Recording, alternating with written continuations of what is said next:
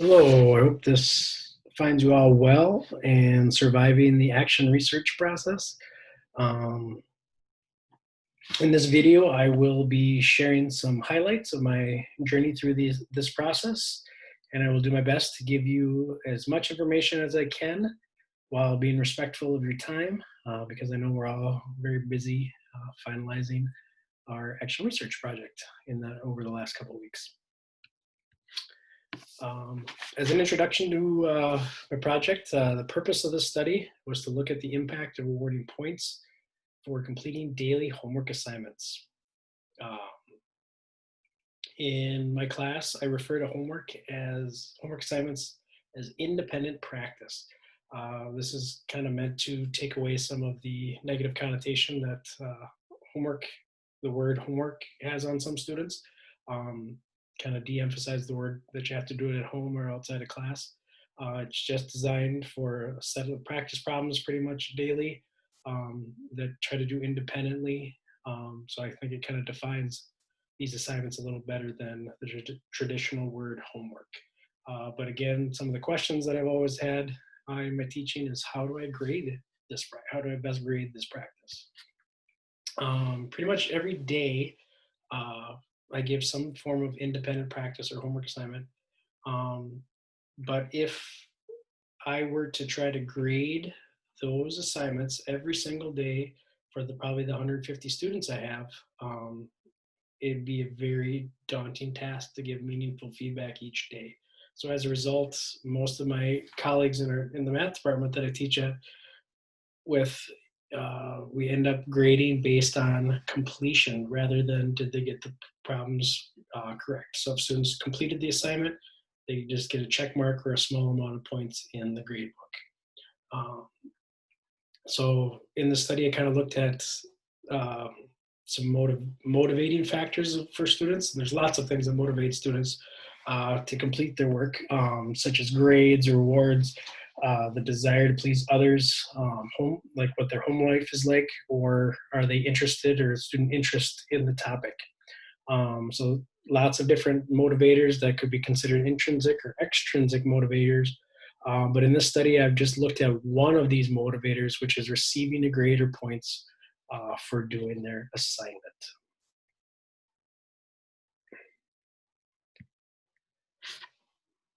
So my full research question, which kind of helped me refine my research and kind of narrow down the focus, was how does receiving a grade or points on daily independent practice assignments affect completion rates in a high school mathematics classroom? So when I looked at some background of within my own classroom and some literature, I kind of found here's some information about my school. Our grading of independent or our grading system that we use is an 80-20 grading scale. 80% of the students' grade is based on summative work, which typically is tests, and 20% is filled in with formative, what we call formative work. That would be homework, quizzes, reviews, and other daily activities. Below is listed our school's homework policy. So if you want to pause and read through that, you certainly can. But the main focus here is to focus the students what we're awarding as a grade based on their summative work. What do they achieve versus the formative process of practice, and kind of lowering the emphasis on the practice when we are finalizing what a student's grade is. So in my practice of giving points for just completing their work, I kind of consider that being graded as a behavior. Not what they know or what they've achieved, but are they going through a procedure of completing daily practice? But then the question has come up is, should students be graded on behavior?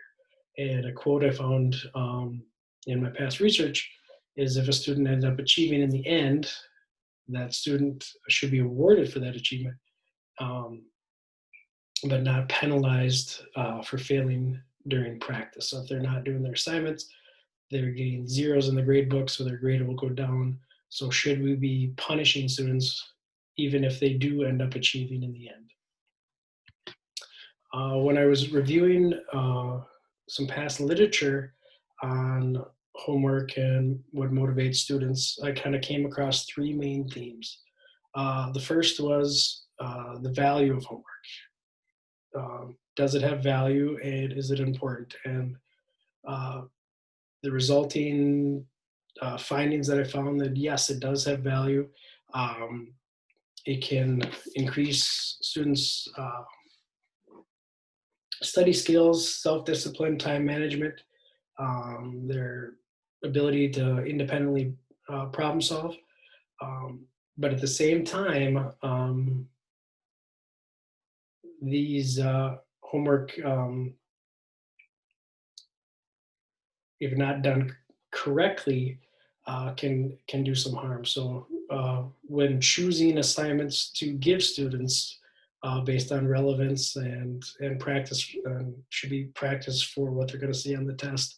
If not done correctly, it can have some harmful effects. So it does have value, but how you go about using it should be examined. Uh, the next theme was grades as a motivator, in particular as an extrinsic motivator. Um, so what the research that I found was that this grades, using grades as a motivator, or points in the case of this study, can have some positive effects on student self-confidence, be able to follow through on activities, but at the same time, it does not always relate to academic success. So it could relate to some positive personal and behavioral goals, but not necessarily on academic achievement. I also looked at some findings that talked about the role of feedback. So if something is not graded, will students do it? How willing are students to submit work if there's no feedback or grade associated with it? And the results of past research said that students are more likely to submit work if there is feedback to be given or a grade associated with it. Some context to the research. This study took place at Park High School, where I taught this last year. Student body is about 1,900 students. This study was conducted in 4 of my Algebra 3 classrooms, made up of 10th through 12th grade students. There were 120 students in the study, but between the 2 trimesters, because I did this over trimester 1 and trimester 2 of this last school year, some of my students changed between trimesters. So I kind of looked at the demographics between the 2 trimesters. The total number of students stayed the same, pretty much the same number of juniors, seniors, they all kind of stayed the same. And the percent of like students of color and some of the subgroups all stayed the same. So overall, the demographics of the students, even though the students changed between the trimesters, those remain the same. Some actions that I took during the study. So the first trimester, I kind of used as a control group.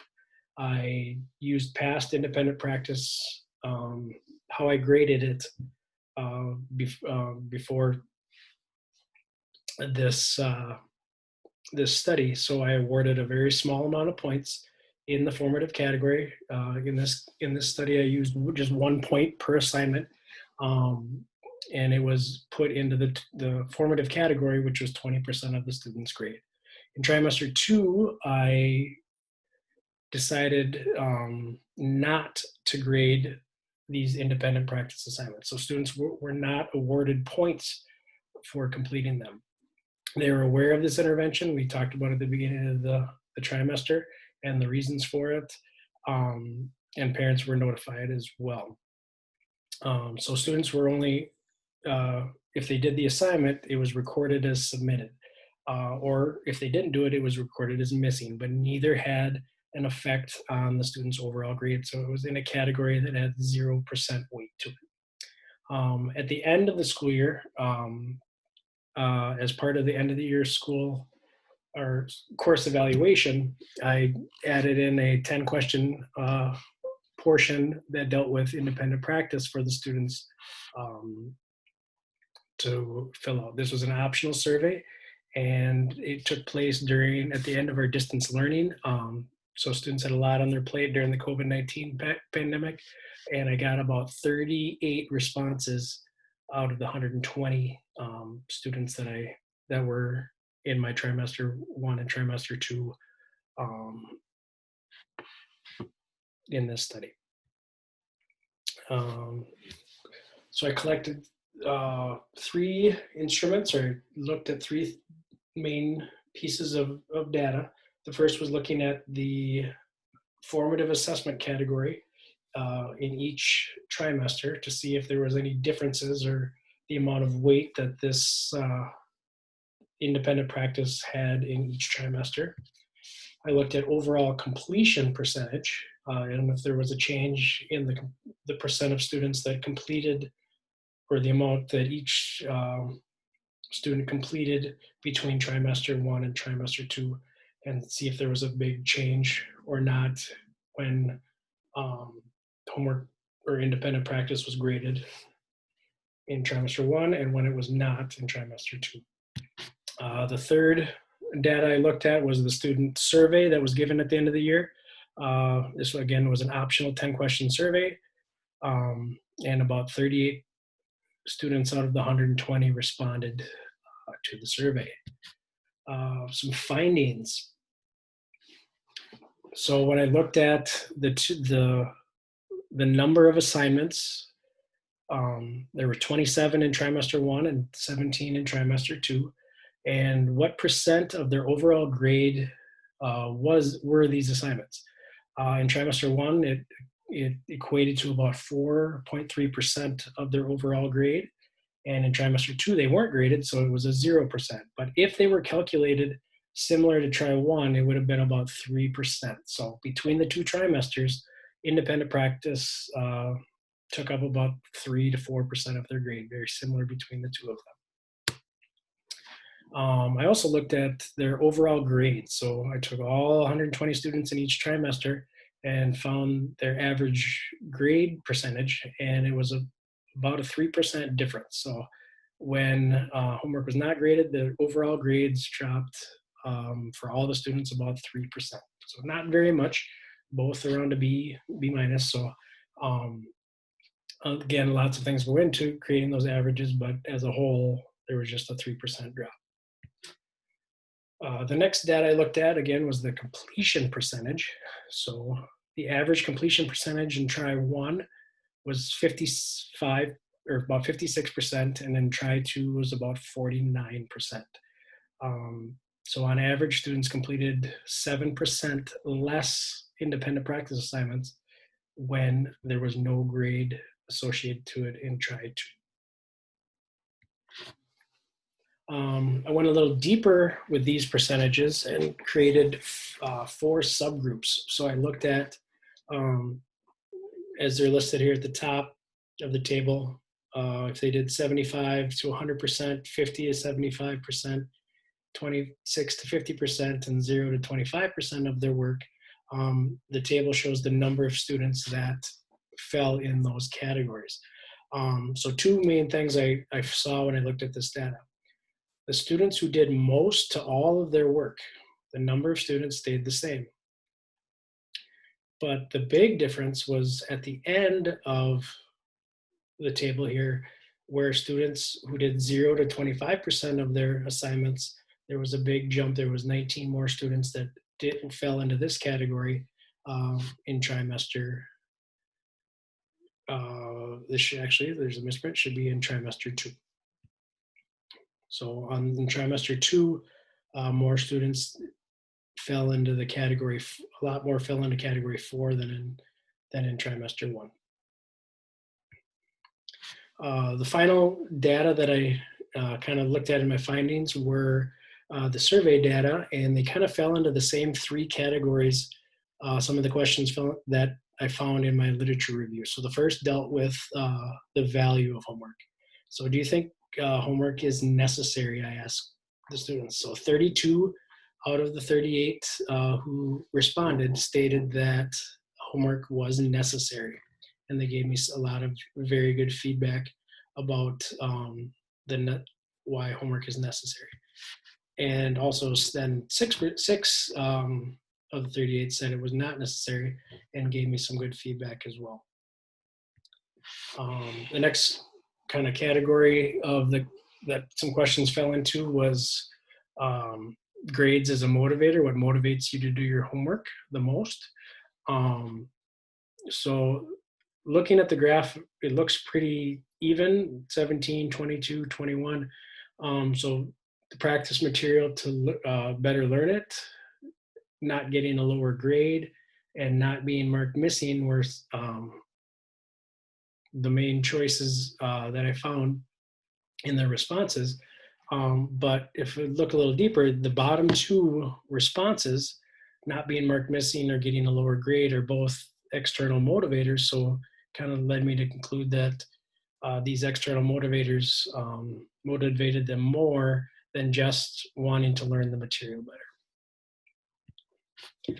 Final section, section in the survey that I looked at was their willingness to complete the assignment based on points. So if there was no grade associated with the assignment, how likely would you just submit it for feedback, which was what happened in the trimester 2 when no points were awarded. On this scale of 1 to 5, where 1 was not submitting it at all, or 5 as I will always submit it, there was only 2 of 38 students that said they submitted all the time, where there was more that said they were less likely to submit it. So some discussions and implications. So overall, looking at it, students did 7% more work in try 1 when assignments were graded than they did when they were not graded in try 2. The number of students who did the majority of their work stayed the same. So students who traditionally do their homework will continue to do so regardless if there's a grade associated with it. But again, the biggest increase or biggest group that was affected was the students that did little to none of their work. That number of students increased by 15%. So it was a larger percentage. Then the overall grade of the students dropped about 3%.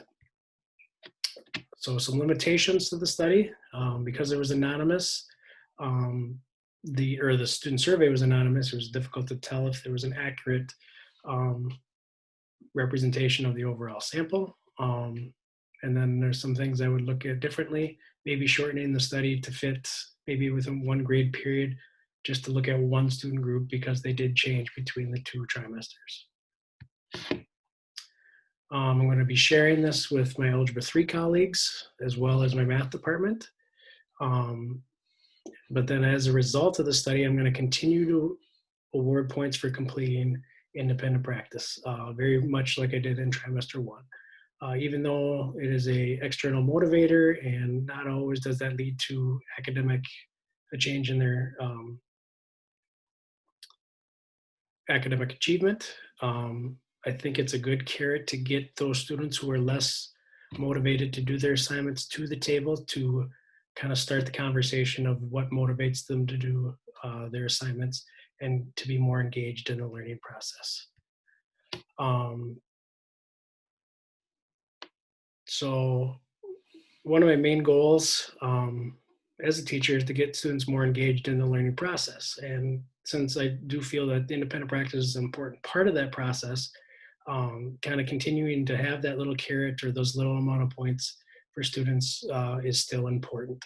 And also that 50% of my students still complete less than half of their assignments, regardless of the 2 trimesters.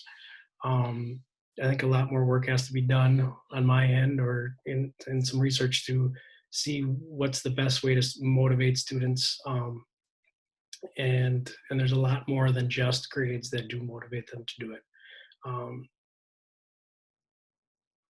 so because these grades do have some effect to get them to the table, um, I'm going to continue that practice of awarding a small amount of points. It's not going to be very many, and it's not going to carry a lot of weight, but just maybe that little carrot is going to help start the conversation on what motivates them to do their assignments.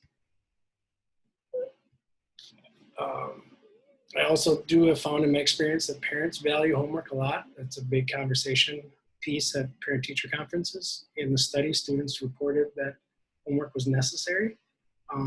So going forward, it's really important to be informed about if we're going to change our grading policies and how that affects student learning. And it's important for all the stakeholders to be involved in that conversation. That brings me to the end. There are some of my references. And again, I look forward to your feedback, and thank you for your time, and have a great day.